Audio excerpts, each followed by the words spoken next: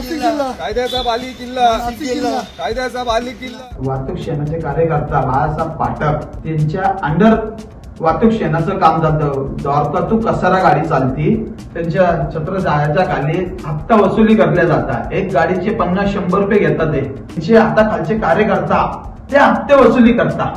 त्यांच्या बड्डेच्या टाइमी पण बड्डे बनवायचा राहिला तर 100-100, 200-200, 500-500 रुपये गोळा केलेले। मी स्वतः 500 रुपये दिले। असे गरिबांच्या पासून यांनी फक्त ठेका घेतलेला आहे का? नाशिकमध्ये श्रमिक सेना चालक मालक संघटनेची निर्मिती रिक्षा आणि टॅक्सी चालकांच्या समस्या जाणून घेण्यासाठी त्यावर तोडगा काढण्यासाठी झाली असा समज नाशिककरांचा आहे। पण यातील भ्रष्ट पदाधिकाऱ्यांनी हा समज पुरता खोटा ठरवलाय। द्वारका टॅक्सी स्टँड ते कसारा असा टॅक्सी व्यवसाय सुरू करण्यासाठी श्रमिक सेनेचे पदाधिकारी बाळासाहेब पाठक, त्यांचे साथीदार म्हणजेच युनियनचे काम पाहणारे इप्पाभाई, आसिफ कादरी उर्फ फायटर आणि आबिद इस्माईल शेख उर्फ आबिद भाई यांनी संतोष अशोक भारुडकर वय वर्ष 30 यांच्याकडून द्वारका टॅक्सी स्टँड ते कसारा या रूटवर टॅक्सी चालवण्यासाठी 50,000 रुपये रोख घेतले। संतोष भारुडकरांनी संविधान न्यूजला आपबीती कथन केली आहे। वाहतूक सेनाचे कार्यकर्ता बाळासाहेब पाठक त्यांच्या अंडर वाहतूक सेनाचं काम जातं। द्वारकातू कसारा गाडी चालती, त्यांच्या छत्र जाळ्याच्या खाली हप्ता वसुली करल्या जातात। एक गाडीचे 50-100 रुपये घेतात रोजचे। 2 ट्रिपा मारले तर 100 दे, कधी 200 दे। जो आला रस्त्यावरचा त्यांनी रस्त्यावरचे शीट घेतले तर त्याच्यापासून 100 घे, 200 घे, त्यांच्या रोजचं चालू राहतं। जे आहे बाळासाहेब पाठकांचे हाताखालचे जे पोरं आहे, जे सांभाळणारे अध्यक्ष झाले, उपाध्यक्ष झाले, हे सगळे असे फायटर झाला, इप्पा पठाण झाला, आबिद झाला, अजून 3-4 जण आहे त्याच्यात। त्यांचे तर नाव मी सांगितले नाही, तरी पण हे सगळ्यांचे पैसे बाळासाहेब पाठकांच्या पैसे गोळा होता। ते कोणी नाही दिले तर त्यांची गच्ची बिच्ची धरायची, हे करायची ते करायची। बाळासाहेब पाठकांच्या ऑफिसला डायरेक्ट गाडी जमा करायची, चावी जमा करायची। भाऊ हे गाडी शीट भरून चालला होता, त्याच्यावर त्याची गाडी घेऊन आलो आम्ही। तिथं जाऊन तोडी करणार, तोडी करून मग ती गाडीवाला मग तिकडून चालल्या जाणार। तोडी केल्यानंतर भाऊच्या ऑफिसला तोडी होणार।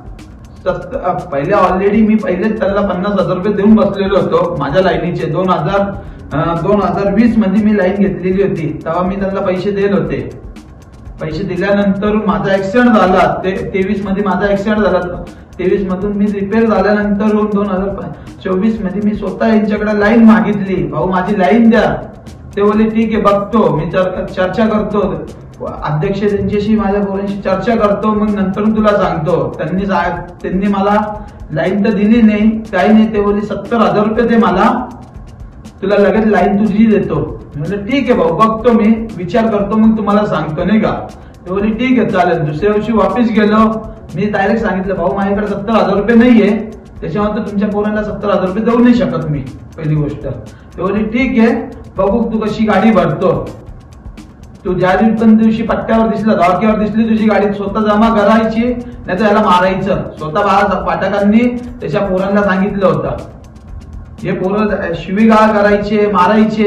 डायरेक्ट कानाखाली 2दा मारली माझ्या, डायरेक्ट गच्चीवर हात टाकलेला आहे। जो आसिफ फायटर जो आहे उर्फ आसिफ फायटर, जो स्वतःने हात टाकलेला होता अंगावर, शीट काढून दिले होते।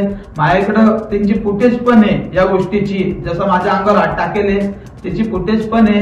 पहिली गोष्ट त्यांनी जे 100-200 रुपये घेतलेले आहे त्याचे माझ्याकडे व्हिडिओ शूटिंग पण आहे, फोटो पण आहे।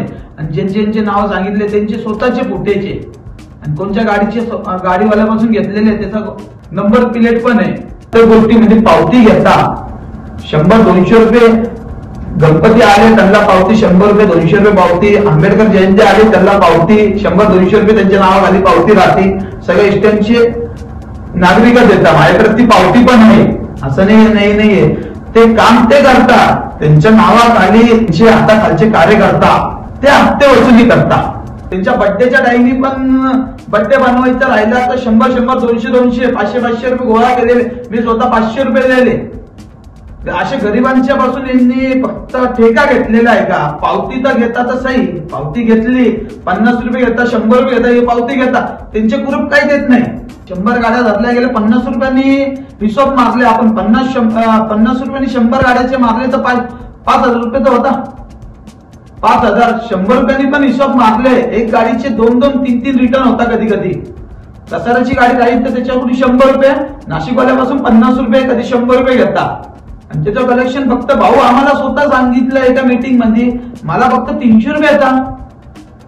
फक्त 300 रुपये. मग बाकीचे पैसे कोण घेतं?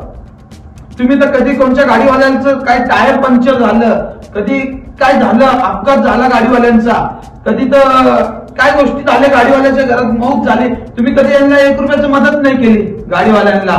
मी माझ्यावरच सांगतो, माझ्या टाइम माझे घरचे होते थोडेसे चांगले, त्याच्यावर माझ्या घरच्यांनी माझा जीव वाचवला. माझा ऍक्सिडेंट एवढा मोठा झालेला होता, हिशोबाच्या बाहेर झालेला होता, मला असं मरून सोडला गेलेलं होतं असं समजून घ्या. माझे घरचे होते थोडेसे, त्याच्यामध्ये माझ्या घरच्यांनी वाचवलं. या प्रकरणी मुंबई नाका पोलीस ठाण्यात गुन्हा दाखल करण्यात आला असून श्रमिक सेनेचे पदाधिकारी बाळासाहेब पाठक फरार असून पोलीस हवालदार प्रदीप मस्के यांना मिळालेल्या गुप्त माहितीच्या आधारे कसारा शिरोळे परिसरातून आसिफ फायटर उर्फ आसिफ अमीन कादरी, इप्पाभाई उर्फ इरफान युसुफ पठाण आणि आबिदभाई उर्फ धोबी उर्फ आबिद इस्माईल शेख यांना मुंबई नाका पोलिसांनी ताब्यात घेतलंय.